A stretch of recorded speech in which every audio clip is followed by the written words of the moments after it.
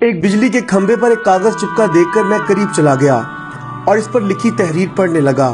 لکھا تھا، براہ کرم ضرور پڑھیں، اس راستے پر کل میرا 50 روپے کا نوٹ کھو گیا ہے، مجھے ٹھیک سے دکھائی نہیں دیتا، جسے بھی ملے براہ کرم پہنچا دے، نوازش ہوگی۔ ایڈریس۔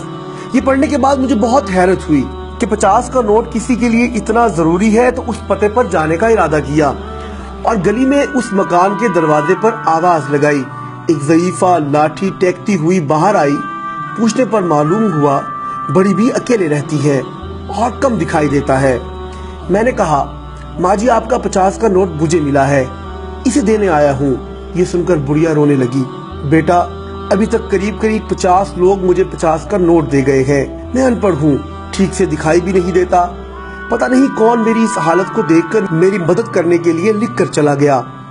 بہت اصرار کرنے پر مائی نے پیسے تو رکھ لیے، لیکن ایک درخواست کی کہ بیٹا وہ میں نے نہیں لکھا، کسی نے میری مدد کی خاطر لکھ دیا ہے، جاتے ہوئے اسے پھاڑ کر پھینک دینا بیٹا۔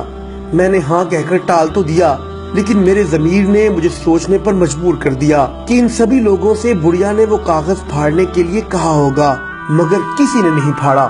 زندگی میں ہم کتنے صحیح ہیں کتنے غلط، یہ صرف دو ہی جانتے ہیں، ایک اللہ تعالی، دوسرا ہمارا ضمیر۔ میرا دل اس شخص کے بارے میں سوچنے پر مجبور ہو گیا کہ وہ شخص کتنا مخلص ہوگا جس نے بڑھیا کی مدد کا یہ طریقہ ایجاد کیا۔ ضرورت مندوں کی امداد کے کئی طریقے ہیں، میں نے اس شخص کو دل سے دعائیں دیں، صرف مدد کرنے کی نیت ہونی چاہیے، راستہ اور رہنمائی اللہ سبحانہ و تعالیٰ کی طرف سے ہو جاتی ہے۔